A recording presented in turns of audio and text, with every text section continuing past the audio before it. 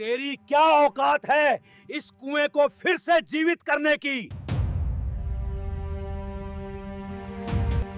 अगर तूने इसे फिर से पानी से भर दिया तो मैं तुझे 8 करोड़ दूंगा।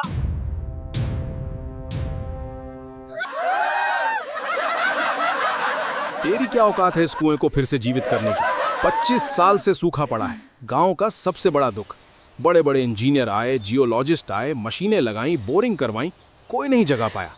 अगर तूने इसे फिर से पानी से भर दिया तो मैं तुझे पूरे 8 करोड़ दूंगा, लेकिन अगर नहीं हुआ तो कभी इस गांव में मुंह मत दिखाना। गांव के बीचों बीच खड़ा था वो पुराना कुआं। लोग उसे राव साहब का कुआं कहते थे। बाहर से देखो तो बस एक टूटा फूटा पत्थर का घेरा, लेकिन अंदर जाओ तो गहरा अंधेरा, पुरानी ईंटों की दीवारें और नीचे कहीं गहराई में वो सोर्स जो कभी गांव को जीवन देता था। कहा जाता था कि कुआं किसी प्राचीन जल स्रोत से जुड़ा है, एक भूमिगत नदी का हिस्सा। लेकिन 25 साल पहले अचानक सूख गया, कोई वजह नहीं पता चली। गांव वाले परेशान, खेती बर्बाद, लोग शहर जाने लगे। राव साहब गांव के सबसे अमीर जमींदार थे। सफेद कुर्ता पायजामा, मोटी सोने की चेन, चेहरे पर हमेशा चिंता। कुआं उनके परदादा ने बनवाया था और कहा जाता था कि जब तक कुआं बचेगा परिवार और गांव फलेगा फूलेगा। लेकिन जब कुआं सूखा सब कुछ थम गया। उन्होंने करोड़ों खर्च किए, हाइड्रोलॉजिस्ट आए, जीपीएस से मैपिंग करवाई, नई बोरिंग मशीनें लगवाईं। हर बार एक ही जवाब, सोर्स बहुत गहरा और जटिल है, बिना सही तरीके के नामुमकिन। आज फिर वही दिन था। कुएं के पास बड़ा मैदान भरा था। गांव वाले, जमींदार, इंजीनियर, लोकल न्यूज वाले, कुछ शहर से आए मेहमान। बीच में वो कुआं, पुरानी पत्थर की दीवारों पर नक्काशी, जैसे कोई रहस्य लिखा हो। राव साहब का चेहरा गुस्से और थकान से भरा। आखिरी इंजीनियर ने अभी हार मानी थी। सॉरी राव साहब, पानी का सोर्स शायद सूख चुका है या ब्लॉक है, मशीन से नहीं निकल रहा। भीड़ में फुसफुसाहट। कोई बोला, इतना पैसा फिर भी कुआं सूखा। कोई सिर हिलाया, कोई हंसा। तभी भीड़ के पीछे से एक लड़का आगे बढ़ा। उम्र 15-16, पुरानी धारीदार शर्ट, धूल भरी पैंट, पैरों में चप्पलें फटी हुई, हाथों में छोटी सी बाल्टी और रस्सी। बाल बिखरे, चेहरा दुबला, लेकिन आंखों में अजीब सा ठहराव और विश्वास। उसने धीमी लेकिन मजबूत आवाज में कहा, राव साहब, मैं कुआं फिर से बहा सकता हूं। एक पल को पूरा मैदान शांत। फिर हंसी की लहर। अरे ये कौन है? बाल्टी वाला पानी निकालेगा? बच्चा कुआं ठीक करेगा? कुछ लोग जोर से हंसे। गार्ड आगे बढ़े, लेकिन राव साहब ने हाथ उठाकर रोका।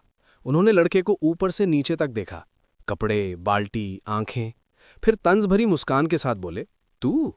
इतने बड़े इंजीनियर नहीं जगा पाए और तू जगा देगा? लड़के ने नजरें नहीं झुकाईं। एक मौका दे दीजिए, अगर पानी नहीं आया तो मैं खुद गांव छोड़ दूंगा। भीड़ को मजा आने लगा। मोबाइल कैमरे उठ गए, नया तमाशा। राव साहब ने जोर से हंसकर कहा, ठीक है, अगर तूने कुआं फिर से पानी से भर दिया तो 8 करोड़, सबके सामने वादा। मैदान में शोर मच गया। कोई बोला, पागल हो गए राव साहब। कोई बोला, अब देखो बच्चा क्या करता है। लड़के ने बस एक शब्द कहा, मंजूर। उसका नाम था सोहन। पास की झोपड़ी में रहता था। पिता मजदूर थे, खेतों में काम करते, कभी कभी कुओं की सफाई। बचपन से सोहन उनके साथ कुओं के पास जाता, पुराने कुओं की दीवारें छूता, पानी की आवाज सुनता, मिट्टी की गंध सूंघता। उसे पानी की भाषा आती थी, कंपन, गहराई का अंदाजा, छोटी सी बूंद की एको। कई बार ऐसे कुएं मिलते जो सूखे लगते, लेकिन सोहन घंटों बैठकर छोटी छोटी चीजें करके उन्हें फिर से बहा देता। उसे मशीनें नहीं आती, किताबें नहीं पढ़ी, लेकिन उसे महसूस करना आता था। सोहन कुएं के किनारे पहुंचा, रस्सी बांधी, बाल्टी नीचे डाली। लेकिन वो बाल्टी से पानी नहीं निकाल रहा था, वो कुएं को सुन रहा था। मैदान से लोग देख रहे थे। कोई बोला, अब क्या करेगा, बाल्टी से पानी लाएगा? कोई हंस पड़ा। राव साहब हाथ बांधे खड़े थे। उन्हें यकीन था कुछ मिनट में लड़का थक जाएगा। सोहन ने सबसे पहले कुएं की दीवारों को गौर से देखा, जैसे कोई पुरानी कहानी पढ़ रहा हो। उसकी उंगलियां पत्थर पर हल्के हल्के घूमने लगी, कभी ऊपर की नक्काशी पर, कभी नीचे के कोनों पर, कभी गहराई की तरफ झुककर। एक बूढ़ा किसान पास खड़े आदमी से फुसफुसाया, देख रहा है, ये हाथ फेर नहीं रहा, कुछ ढूंढ रहा है। सोहन ने कान कुएं की दीवार से लगाया, हल्की थपकी दी, ठक ठक। आवाज अलग लगी। फिर दूसरी तरफ। आंखें बंद कर ली। भीड़ को लगा अब कोई जादू टोना, लेकिन वो बस खड़ा रहा, शांत, जैसे दिमाग में कोई पुराना नक्शा दोहरा रहा हो। उसने बाल्टी में से थोड़ा पानी निकाला, जो उसने घर से लाया था, एक छोटे छेद जैसी जगह पर डाला। कुछ नहीं हुआ। दोबारा पानी थोड़ा कम। भीड़ बोर होने लगी। कोई बोला, शो खत्म हो गया। लेकिन तभी सोहन रुका, सिर थोड़ा तिरछा किया, जैसे कोई बहुत हल्की आवाज पकड़ी हो, जैसे गहराई से कोई बूंद टपकी हो। उसने दोनों हाथ कुएं की दीवार पर रखे, धीरे धीरे दबाव बढ़ाया। क्लिक। बहुत हल्की आवाज, जैसे कोई पत्थर हिला हो। मैदान के आधे लोग सुन नहीं पाए, लेकिन सोहन के चेहरे पर हल्की मुस्कान आ गई। राव साहब सीधे हो गए। ये क्या था? अब सन्नाटा फैल गया। सोहन ने हाथ नहीं हटाए। उसे पता था ये पानी का खेल है, ताकत का नहीं, धैर्य और समझ का। उसने फिर थपथपराया, अलग अलग जगहों पर। एक तरफ आवाज भारी, दूसरी तरफ खोखली। पसीना आया, लेकिन हर हरकत नपी तुली। एक इंजीनियर बुदबुदाया, ये प्रेशर पॉइंट्स ढूंढ रहा है, जल स्रोत के। सोहन नीचे झुका। वहां कोई लीवर नहीं, लेकिन पत्थर की बनावट थोड़ी अलग। उंगलियों से हल्का घुमावदार दबाव। सांस छोड़ी, दोबारा कोशिश। क्लिक। अब आवाज साफ। राव साहब अनजाने में आगे बढ़े।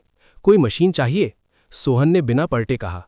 नहीं साहब, मशीन उलझा देती है, कुआं सीधे बात करता है। सोहन ने आंखें बंद कीं, हथेलियां दीवार पर, जैसे कोई पुराना दोस्त धड़कन सुनता हो। कुछ सेकंड स्थिर रहा, फिर बाएं हाथ से ऊपर दबाया, दाएं से हल्का स्लाइड। क्लिक। फिर एक और क्लिक। आवाजें साफ। कैमरे जूम करने लगे। लोग फुसफुसाए, कुछ हो रहा है, ये बच्चा सच में कुछ कर रहा है। सोहन के दिमाग में पिता की पुरानी बात गूंज रही थी। बेटा, हर कुआं जल्दी नहीं बहता, पहले उसे समझना पड़ता है। उसने कुएं की एक छोटी नक्काशी पर उंगली रखी। जंग जैसा लगता था, लेकिन असल में जानबूझकर बनाया गया संकेत। हल्का दबाव। अचानक गहराई से भारी सरकने की आवाज। धड़। मैदान में किसी ने सांस खींच ली। सोहन ने हाथ हटा लिए। जानता था अभी नहीं, अगर जल्दबाजी की तो सब फिर ब्लॉक हो जाएगा। एक कदम पीछे, गहरी सांस, फिर आगे बढ़ा। अब कुआं जाग रहा था। लोग बोले, बस इतना ही, थक गया होगा। लेकिन राव साहब ने किसी को कुछ कहने नहीं दिया। उन्होंने साफ देखा था, कुएं के अंदर कुछ हिला था, कोई भ्रम नहीं। सोहन ने हथेलियां आपस में रगड़ी। पसीना था, लेकिन हाथ कांप नहीं रहे। उसने नजर उठाकर कुएं को देखा। अब वो उसे बाहर से नहीं देख रहा था, वो उसके अंदर की तस्वीर दिमाग में बना चुका था। धीमी आवाज में कहा, राव साहब, अगर मैं गलत हुआ तो ये कुआं फिर कभी नहीं बहेगा। मैदान में कुछ लोग चौंक गए। ये क्या कह रहा है, इतना रिस्क? राव साहब ने दांत पीसे। 25 साल की नाकामी, करोड़ों की कोशिशें, और अब ये लड़का। कुछ पल चुप रहे, फिर बोले, जो करना है कर, अब पीछे हटने का मतलब नहीं। सोहन ने सिर हिलाया, कुएं के किनारे बैठ गया, कान लगाया। पूरा मैदान खामोश, इतना कि हवा की सरसराहट भी तेज लग रही थी। सोहन को गहराई से हल्की कंपन महसूस हुई, वो कंपन जो पुराने कुओं में महसूस होती थी। फर्क बस इतना था कि ये कुआं कई गुना जटिल था। उसने दाएं हाथ की 2 उंगलियां ऊपर के कोने पर रखीं, बाएं हाथ की हथेली नीचे वाले हिस्से पर। धीरे धीरे दबाव बढ़ाया, फिर अचानक दोनों हाथों का दबाव एक साथ छोड़ा। क्लैक। इस बार आवाज साफ और तेज। मैदान में किसी ने जोर से कहा, अरे कुछ हो रहा है। सोहन ने समय बर्बाद नहीं किया, तुरंत कुएं के बीच वाले हिस्से पर हाथ रखा और हल्का सा घुमाव दिया। घुमाव इतना छोटा था कि दूर से दिख नहीं रहा था, लेकिन असर बढ़ा। अंदर जैसे कुछ सेट हो गया। अब आवाजें बिखरी नहीं, ताल में थीं। गुड़। क्लिक। धक। राव साहब का चेहरा सफेद पड़ने लगा। उन्होंने जिंदगी में बहुत देखा था, लेकिन ये पहली बार था जब उनका गुस्सा डर में बदल रहा था। सोहन के दिमाग में एक ही बात, जल्दी नहीं। अगर जल्दी की तो सब खत्म। उसने आखिरी बार कुएं के सामने खड़े होकर दोनों हाथ रखे, आंखें बंद की, सांस रोकी और बहुत हल्के से, जैसे सोए हुए बच्चे को जगाते हैं, दबाव डाला। अचानक कुएं के अंदर से गहराई से एक भारी सरकने की आवाज। गुड़। अब आवाज भारी थी, ऐसी जो सिर्फ तभी आती है जब पानी अपनी जगह छोड़ रहा हो। राव साहब अनजाने में 2 कदम आगे आ गए। उनका गला सूख चुका था, बह रहा है, उनके मुंह से अपने आप निकल गया। सोहन ने आखिरी बार नीचे की ओर उंगली घुमाई, बस आधा घेरा, ज्यादा नहीं। क्लैक। इस बार कोई शक नहीं। कुएं के अंदर से पानी की पहली बूंद टपकी, फिर दूसरी, फिर एक पतली धार, फिर तेज बहाव। पूरा मैदान जैसे फट पड़ा।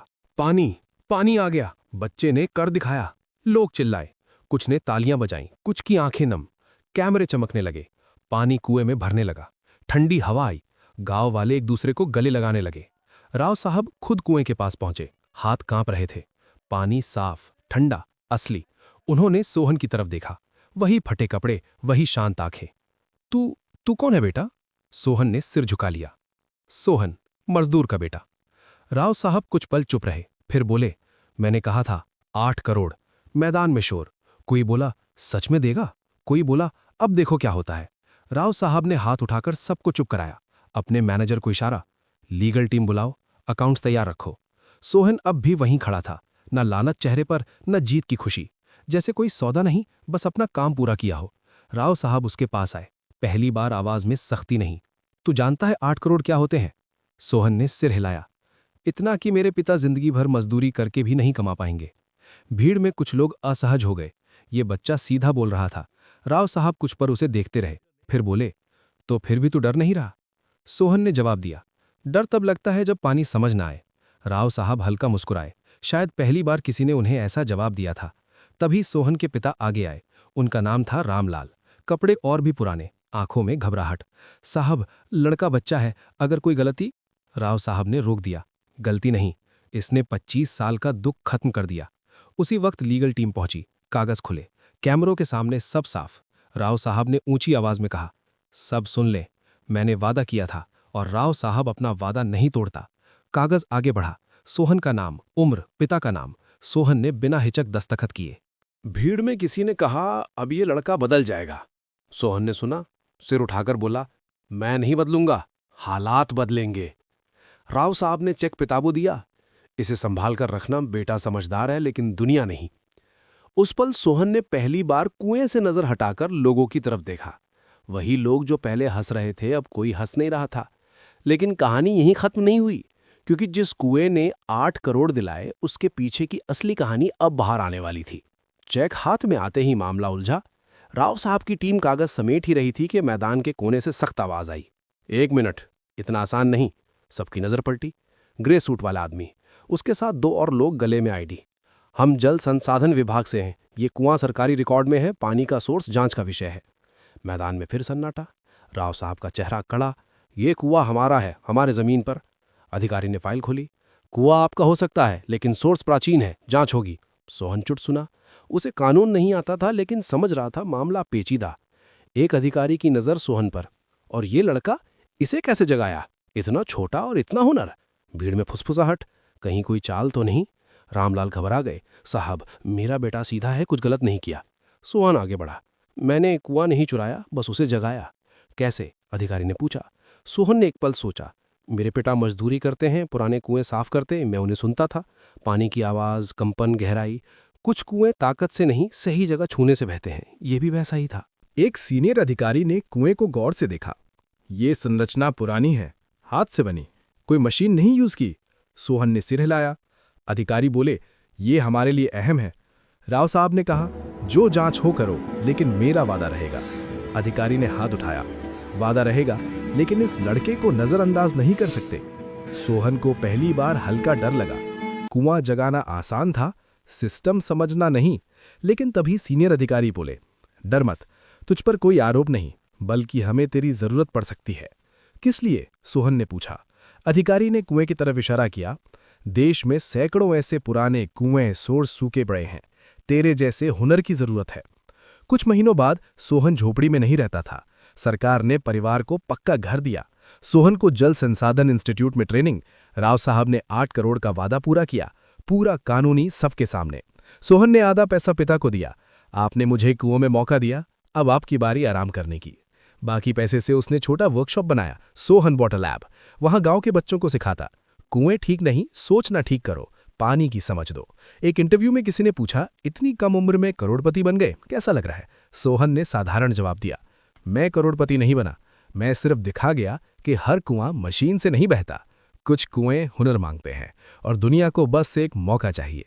अगर आपको ये कहानी पसंद आई तो लाइक जरूर कीजिए। ऐसी ही दमदार, दिल छू लेने वाली कहानियों के लिए सब्सक्राइब करना मत भूलिए।